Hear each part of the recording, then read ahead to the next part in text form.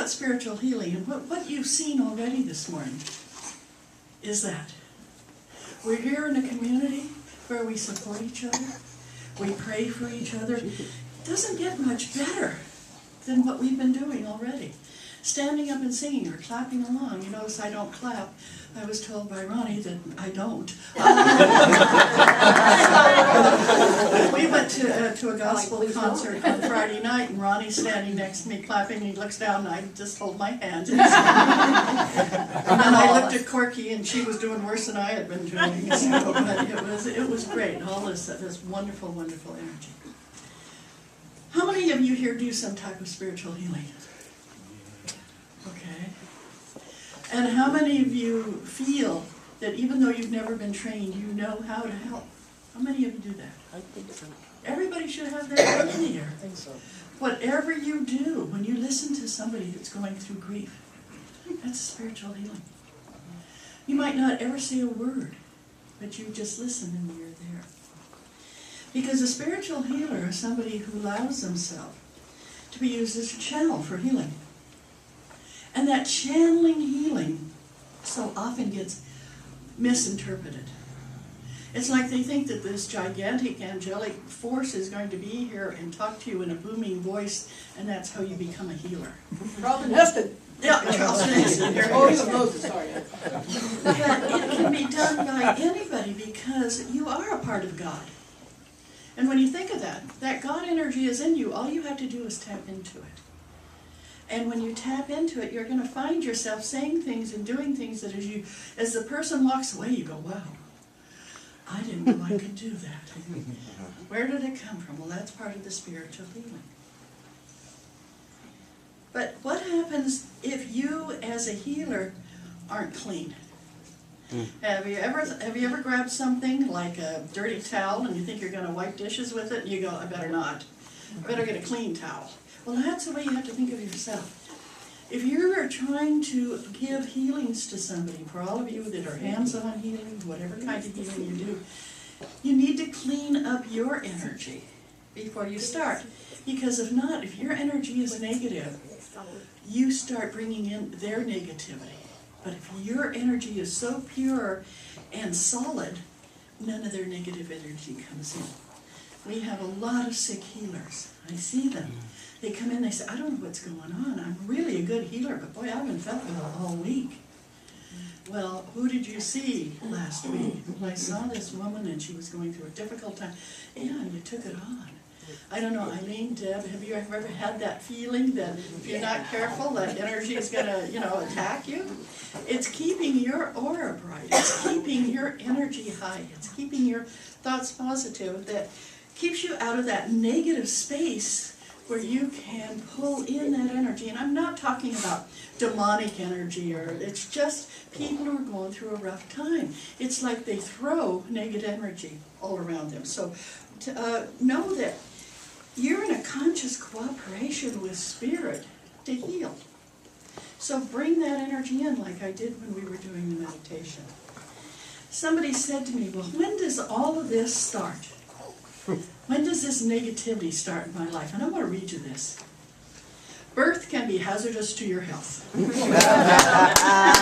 There we are in a warm and blissful environment. All our wants and needs are being fulfilled instantly.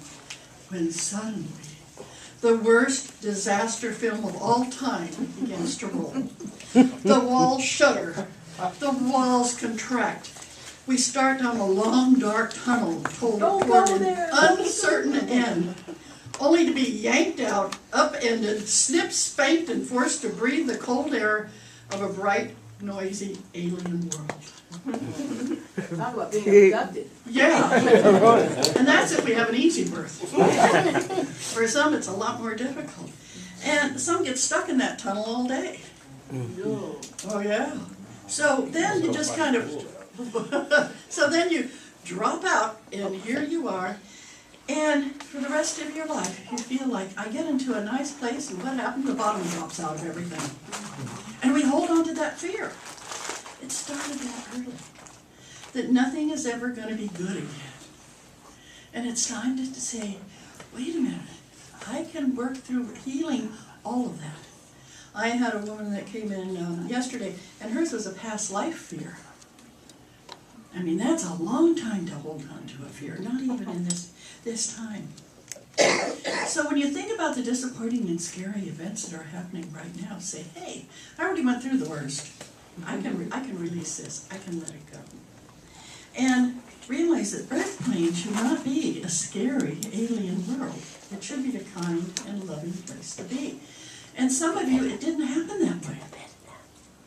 Some of you went through a very, very difficult time. So now, just start looking at, when I feel those anger, frustration, fear, jealousy, where is that coming from? That's not coming from Source. Start looking at, to become spiritually healed is when you start becoming a great healer. Oh, And that's one of the most difficult things you can do, is get your spiritual healing going on. And when I talk about seeing sick healers, it's amazing to me, because it's all about old tapes. It's not what's happening now. Have any of you ever had that happen? You're going along and all of a sudden you think of something from the past and you just are filled with grief, and you're just like, how could that person do this to me? And when I tell people that I'm doing readings on, they didn't do it to you, it's how you interpret it. They just are themselves. Allow them to be themselves and don't hold on to what's going on.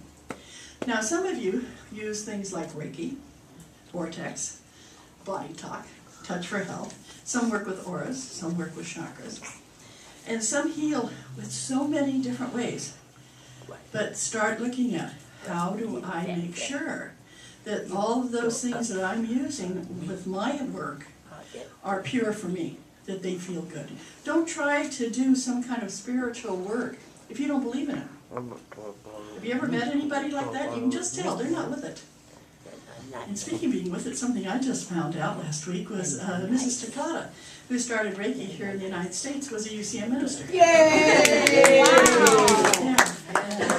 And worked with not only the work that we all now know as Reiki, but she and Beth Gray. When I took Reiki, it was up at Beth Gray's in the late 70s. And Takata was just a fantastic little gal, not very big. And when I realized that I have been in touch with people who heal for so long, decades, and every time I meet one of those true healers, I never forget. When you meet somebody that is so spiritual that their healing ability is miraculous, you always remember them for what it was they did. But how do you get that? How do you get that energy and always stay clean? It's prayer. What we did this morning was a prayer. Even though it sounded like, well, she just cleaned out her chakras. But we're open. Anytime you bring spirit into your life, it's a prayer. So it's not any kind of unusual occurrence to say God bless you when somebody sneezes. And that's a prayer. Every time you say God bless you, God bless me, it's a prayer. So when you pray for healing, you can feel the presence of spirit within you. That's what we did this morning with Donna. We put out that prayer to help people. So then start looking at meditation. You pray on it and then you meditate on it. Meditation is God talking to you. Prayer is you talking to God. So figure out how you do that, how you can do that meditation. What's the difference between a psychic and a medium? Have you ever thought about that? A lot of people I call myself a psychic, and really I'm not, I'm a medium. Psychics are the ones that they can tell you different things, but they're coming from their energy, and a medium is channeling. As you know, I channel a spirit guide named Mom. And so when my guide is talking to me, I hear, see, feel the information that I'm getting. I'm what's called a mental medium. I channel those words to help people in their life, that emotional, mental. And think of some of the mental mediums you know about. How about Teresa Caputo and the Long Island medium? Or John Edwards, or James Van Praagh. They get in touch with beings on the other side, but they do it through that energy of connection. And then you have the physical mediumship. And those are what the healers do when they put their hands on your body. or when they bring in that physicality. And that's why when I talk about clearing yourself, why it's so important. If you've got all this guck in you and you put your hands on somebody to help them heal, they're just as apt to get your guck. That's a very metaphysical word. We use it regularly. As they are to receive the positive energy you bring in, because it's difficult for that positive energy to get through. And one of the most well-known physical diagnostician that we know is Carolyn Meese. And she can diagnose, and she does this. She's a physical medium. She can actually see in your body what is going wrong, what is happening, and give you advice on how to heal it. And then there are people who do both types of channeling. They channel it, all of them. So when you think about healing, when you think about spiritual healing, say, I can do that. As long as I bring spirit into my life, I can do that type of healing. And so things I want you to remember. Constantly keep observing yourself in relationship to everyone and everything. You know, how did I do with that? You're not worrying about it, you're just observing. Realize the difference? You observe what you're doing. Okay, was I being nasty to somebody? I'm not going to hold on to it for the rest of my life. So, oh my gosh, I'm so sorry I was nasty to somebody. I'm going to observe it and say, I'm going to let that go. I can't heal if I'm still holding on to everything. Sometimes you're not the best person you know you can be. That happens to everyone. Have you ever lost your temper with somebody and went, oh my gosh, oh, why did I do that? Observe it and then release it. Holding on to stuff doesn't help you become a good spiritual healer. And remember, there are no enemies in your life. Isn't that a hard one? Well, I want to make this person my enemy, and that person's not good, and that person. Stop it and say they're doing their thing. I'm going to allow them to do their thing. Okay, now if they come up and punch you in the jaw, you might get a thought that you should do something. Or you could turn the other cheek, exactly. But think about that. We take on enemies in battles, and sometimes the other person doesn't even know that we're upset with them. That's a lot of loss in energy, isn't it? And that letting go of fear and anger, that is hard. That is so hard. And who does it hurt if you're angry at someone? Yourself. You. And if you're frustrated with someone, you. Think about that. Oh, I'm not going to get through to them. Okay. How many of you were hit as kids?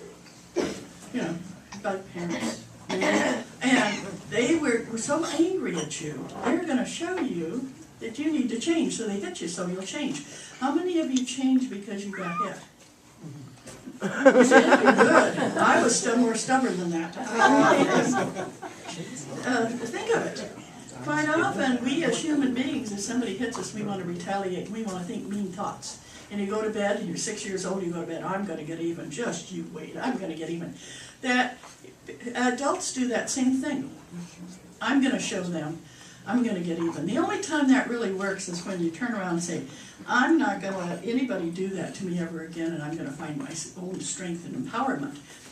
There's a positive there. But let's look more at the, every time somebody does something to you you don't like, say that's them. Bless them. Just, God bless them, release them, and think of yourself. So just think it's up to you. This is a favorable time of life. As you channel, whether it's mental, physical channeling, as you feel people's energy and you start helping them spiritually, the first line that you should use is prayer. Before somebody comes into my office, I do a quick prayer. I align myself with spirit. I align myself with my guide. And what happens when you do that, then no matter what they're going through, they're not going to drain you. It's like you've put this protective shield around you, you protect your heart, and you've taken care of yourself. So every one of you that raised your hand is a healer. How healed do you feel? How positive are you? How comfortable are you in your body that you have done all you can to heal yourself? And when you reach that point, put up your shingle and say, healer. Or talk to your friends and family and say, I'm a healer. Because that's when you start, is when you believe that you are truly ready You've healed yourself as much as you can. And now you're ready to do God's work here on earth. Thank you.